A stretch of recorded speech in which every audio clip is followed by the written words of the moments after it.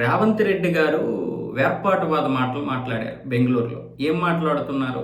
దక్షిణ భారతదేశానికి చెందినటువంటి వారికి ఎక్కడ ప్రాధాన్యత లేదు, అంతా నార్త్ ఇండియాకి చెందినటువంటి వారికే ప్రాధాన్యత ఉంది. ఒక ప్రధాని కావచ్చు, ఒక రాష్ట్రపతి కావచ్చు, లేకపోతే ఇంకెవరైనా కావచ్చు అన్న విధంగా ఆయన మాట్లాడారు. అంటే ఇక్కడ విభజనవాదం ఎందుకు వస్తుంది అనేది పక్కన పెడితే, ఇక్కడ వాస్తవంగా తెలియాల్సింది ఏంటి అంటే, దక్షిణ భారతదేశం అంటే అందరికీ తెలిసిందే. మన 5 రాష్ట్రాలు దక్షిణ భారతదేశం అంటే ఆంధ్రప్రదేశ్, తెలంగాణ, తమిళనాడు, కర్ణాటక, కేరళం. ఇవి దక్షిణ భారతదేశానికి చెందినవి.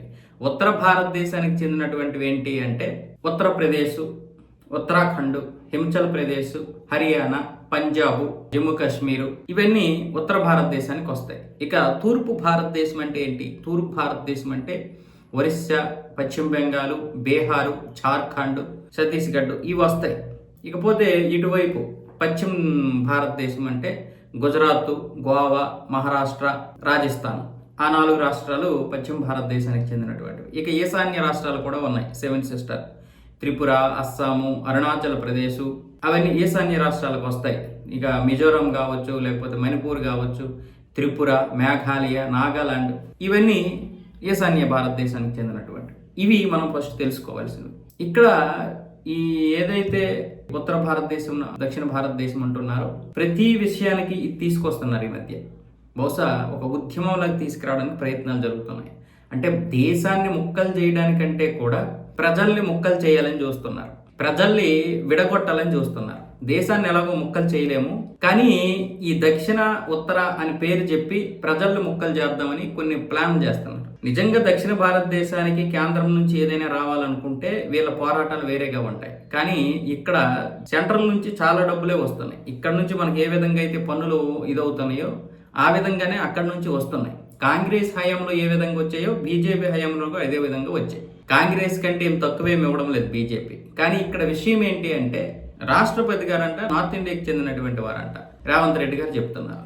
నార్త్ ఇండియా అంటే అటు ఇప్పుడు మనం చెప్పుకున్నటువంటి. మరి ఇక్కడ కళింగ రాష్ట్రం నుంచి ఆవిడ వెళ్ళారు, అంటే ఒరిస్సా. మరి సిపి రాధాకృష్ణన్ గారు ఎక్కడి నుండి వెళ్ళారు? తమిళనాడు నుంచి వెళ్ళారు. అదేమి ఉత్తర భారతదేశం లేదుగా, దక్షిణ భారతదేశమే. పశ్చిమ భారతదేశం నుంచి ప్రధాని ఇప్పుడు ఎవరు? నరేంద్ర మోదీ గారు, అమిత్ షా. వాస్తవం ఏంటంటే, ఈ దేశానికి ప్రధానైన రాష్ట్రపతి అయినా ఎవరైనా సరే సమర్థవంతమైనటువంటి వ్యక్తులు ఉండాలి. కానీ వాళ్ళు తూర్పు భారతదేశం అయితే ఏంటి, నార్త్ భారతదేశం అయితే ఎక్కడి నుండి వస్తే మీకేంటి? ఆయన దేశభక్తుడా కాదనేది చూడాలి మనం. కానీ ఇక్కడ విభజన ఎందుకు తీసుకొస్తున్నారో చెప్పనా? కాంగ్రెస్ ఎప్పటికీ కూడా హిందువులకి సపోర్ట్ చేయదు.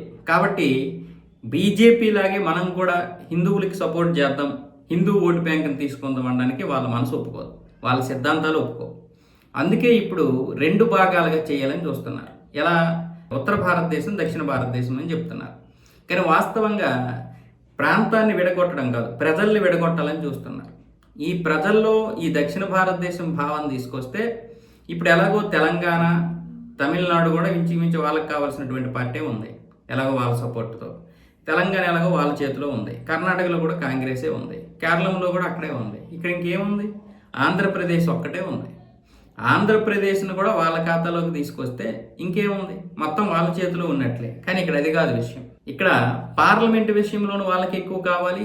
దీని పేరు చెప్పి ఇప్పుడు ఉత్తర భారతదేశంలోనేమొచ్చేసి వీళ్ళు రాజకీయాలు చేయాలని చూస్తున్నారు. అంటే హిందుత్వం అనే దాని మీద బీజేపీ వెళ్తుంది అనుకుంటున్నారు, కానీ అసలు హిందువులు ఎందుకు బీజేపీని ఆదరిస్తున్నారు అనేది విషయం వీళ్ళకి అర్థం కాదు.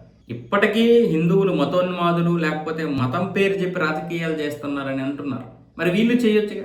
బీజేపీ ఏదైతే హిందుత్వవాదం అంటుందో మీరు అదే చెప్పొచ్చుగా. మీరు కూడా హిందుత్వవాదం నెత్తికెక్కించుకోవచ్చుగా. ఎక్కించుకోరు. వాస్తవంగా బీజేపీ హిందుత్వవాదం ఎక్కడ నెత్తికెక్కించలేదు. వాళ్ళు చేసినటువంటి మైనారిటీ రాజకీయాలు, బుజ్జగింపు రాజకీయాలు చేయలేదు. కాబట్టి హిందువులకు అది నచ్చింది. ఇది ఈనాటిది కాదు. గత 6-7 దశాబ్దాలుగా హిందువుల్లో గూడు కట్టుకున్నటువంటి బాధ, ఆ వేదన, అవన్నీ సరైన సమయానికి ఒక బీజేపీ లాంటి పార్టీ వచ్చి క్యాష్ చేసుకుంటుంది. క్యాష్ చేసుకోవడం అంటే వాళ్ళని వినియోగించుకుంటుంది.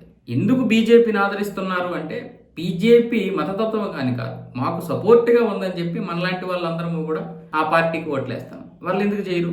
వాళ్ళ సిద్ధాంతాలు అవి కాదు. వాళ్ళ సిద్ధాంతాలు హిందువుల్ని 100 రకాలుగా ముక్కలు చేయాలి. తద్వారా హిందూ ఓట్లు అనేవి చీలిపోతాయి.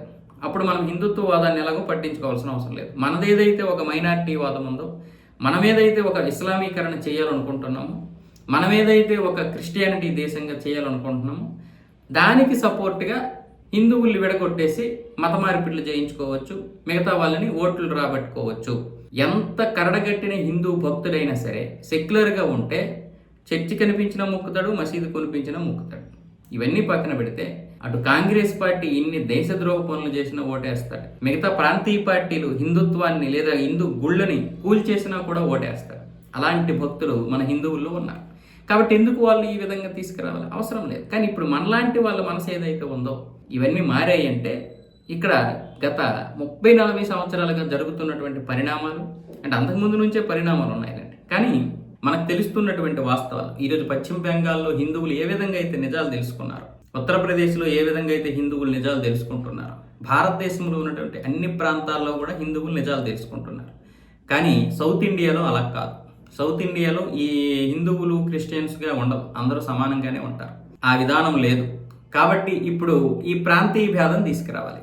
ప్రాంతీయ భేదం తీసుకొచ్చి మొత్తం సౌత్ ఇండియా అంతా వాళ్ళ అధీనంలో ఉండాలి. అప్పుడు దీని పేరు చెప్పుకొని వాళ్ళు ఉత్తర భారతదేశము, తూర్పు భారతదేశము, పశ్చిమ భారతదేశంలో రాజకీయాలు చేస్తారు. ఇది ఇండియా కూటమి యొక్క ప్రధాన ఉద్దేశం. వాస్తవానికి పివి నరసింహారావు గారికి చేసినటువంటి దారుణాల కంటే కాంగ్రెస్ ఇంకెవరికైనా చేసిందా?